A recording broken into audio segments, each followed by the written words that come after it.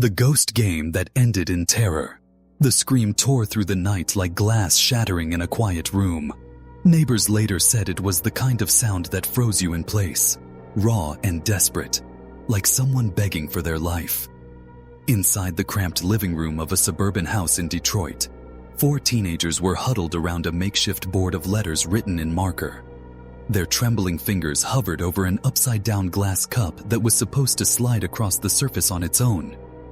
But the game had gone wrong.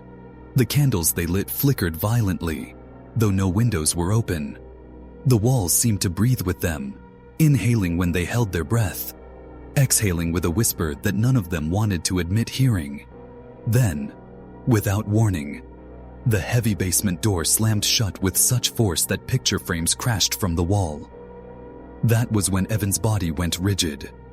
His eyes rolled back, and he clawed at his chest as if choking on something unseen.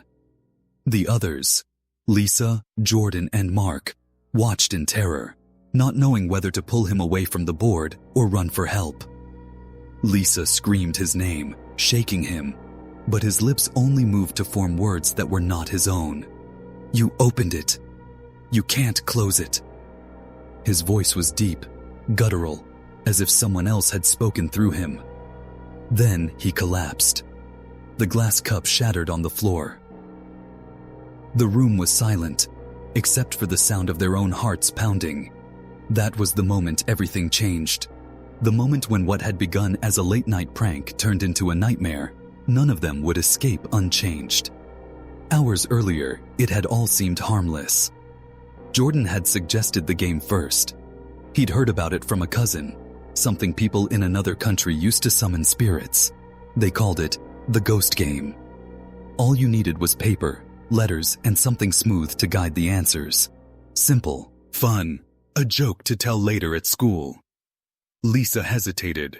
She'd always been the one who felt uneasy about rituals, but the others teased her, insisting it was just superstition. So she gave in. They gathered supplies, dimmed the lights, and locked themselves in Evan's house, where his parents were away for the weekend. At first, it was silly. They asked questions about crushes, about the future, about who would pass math class. They laughed when the cup didn't move, groaned when Jordan pretended to push it. But then, when the laughter died down, the candlelight seemed dimmer, and a draft slithered through the room, though every window was shut. The game seemed to shift on its own. The glass cup began to tremble under their fingertips, inching toward letters in slow, jerking motions. Mark accused Jordan again, but Jordan swore he wasn't touching it. The answer it spelled out made them all pause. Stay. Lisa wanted to stop, but Evan leaned closer, his eyes locked on the board, as though already drawn into something far darker than the rest could sense. The front door rattled suddenly, as if someone tried to open it from the outside. They froze. No one else was supposed to be there. And then came the sound they would never forget. 3 knocks, low and deliberate, echoing through the walls. For a long moment, no one moved. The 3 knocks hung in the air, each one steady, each one too perfectly spaced to be random. Lisa clutched her knees, whispering that someone was outside.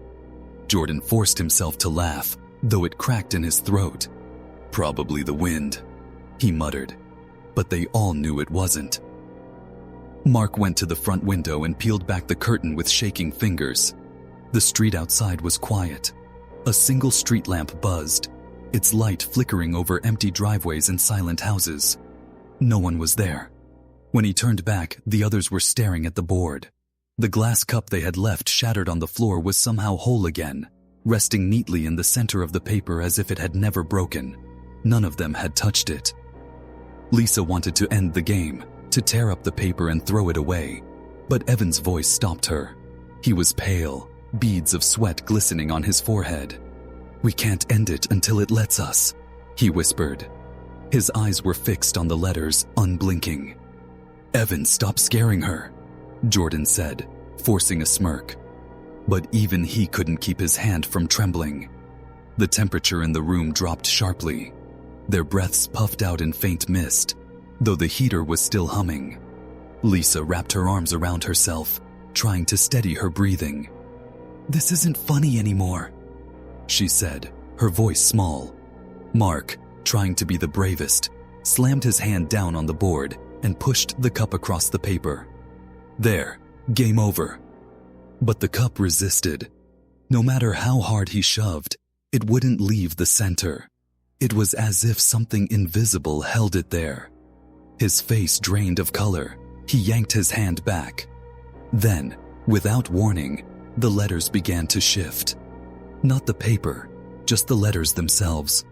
Written in thick black marker, they smeared and dragged across the page as though pulled by unseen fingers. They ranged into a single word: mine. The candles blew out. The room was swallowed in darkness, broken only by the faint glow from the street lamp outside. Lisa scrambled for her phone, fumbling to turn on the flashlight. But before the beam clicked on, they all heard it. Breathing. Not their own, but something heavier, closer, standing just beyond the edge of the dark. When the light finally pierced the room, nothing was there. Just 4 teenagers frozen in place, too afraid to move. Jordan was the first to speak. "It's just a game. It can't hurt us." He repeated it like a mantra, but even he didn't believe his own words. His voice quivered, betraying the terror he was trying to hide. Evan leaned forward again, his face bathed in the shaky light. His lips trembled as if someone else guided them. "It's not a game," he said in that same guttural tone from before. His eyes rolled upward and his body went stiff. Lisa screamed, but her voice was drowned out by the basement door creaking open on its own. The smell of damp earth and rust drifted upward, thick and suffocating. Something waited in that darkness. They could all feel it. And as they stared at the open door, a single, slow footstep echoed up from the basement. The sound of that single footstep held them captive. None of them dared to breathe, afraid the smallest sound might draw whatever was in the basement closer. The open door yawned like a black mouth, swallowing the flashlight beam that Lisa nervously aimed toward it. "Someone's down there," Mark whispered, though even he didn't believe it. His voice shook, thin and brittle. Jordan shook his head, backing toward the kitchen. "No way. Nobody broke in. We'd have heard it." His words trailed off as another footstep rose from below, heavier this time, deliberate, as though it wanted them to know it was coming. Lisa grabbed Evan's arm, but he didn't move. His skin was clammy, his eyes fixed on the stairwell. "It wants us," he murmured, voice low and cracked. "It's been waiting." "Shut up, Evan!" Jordan snapped, his fear cracking into anger. "You're making it worse!" But Evan only smiled faintly, the corners of his mouth twitching in a way that wasn't his own. The air thickened, damp and cold, like the basement itself had pushed into the room. Shadows seemed longer, stretching across the walls in ways that didn't match the angle of the flashlight. Lisa clung to Mark's sleeve, whispering prayers under her breath. Then the basement door slammed shut. The sound was so violent it rattled the dishes in the cabinets. Lisa dropped her phone and the screen cracked as it hit the hardwood floor. The flashlight beam rolled wildly across the walls before going still on the broken board, and the word it had spelled earlier: mine. Jordan lunged for the front door, twisting the knob with both hands. Locked. He tried again, yanking so hard the wood splintered around the frame, but the door wouldn't budge. The windows rattled when Mark tried them too, every single one refusing to open. They were trapped. Lisa crouched to pick up her phone, but before her fingers touched it, the light, T, blinked back on by itself. Not steady, flickering, as though someone invisible held the beam and aimed it around the room. It stopped on each of them, one by one, before landing on Evan.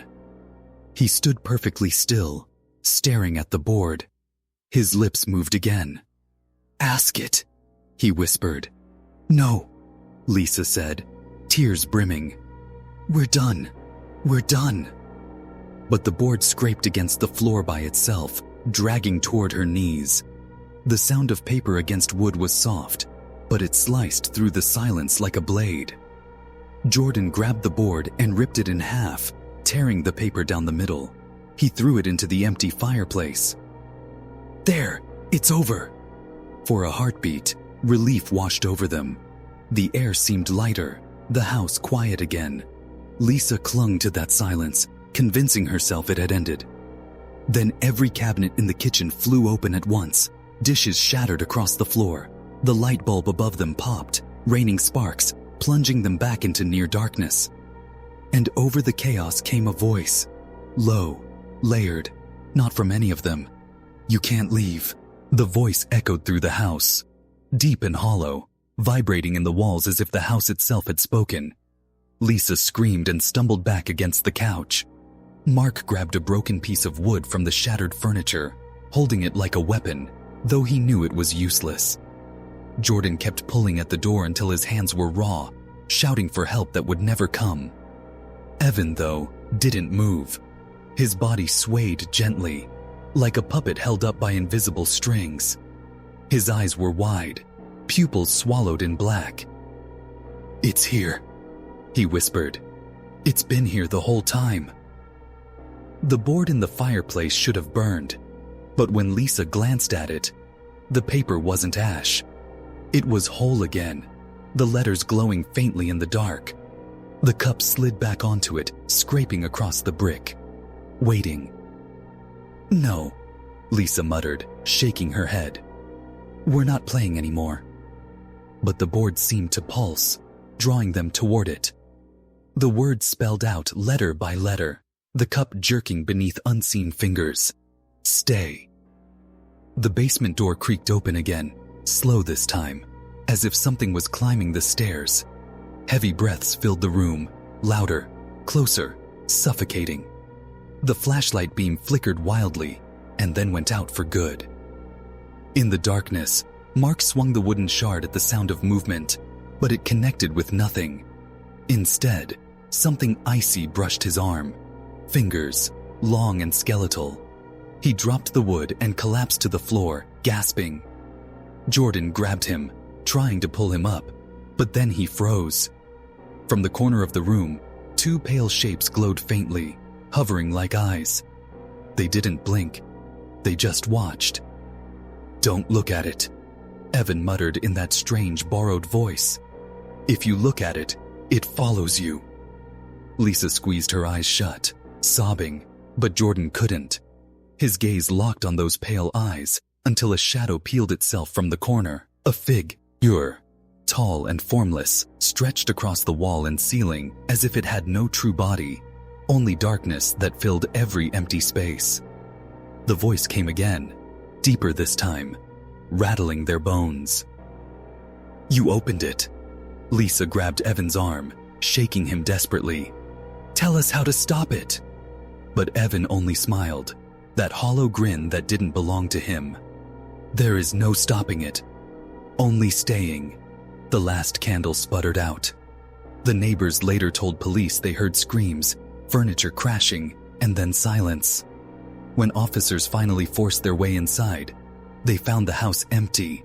The living room was wrecked, dishes shattered, furniture overturned, but the teenagers were gone.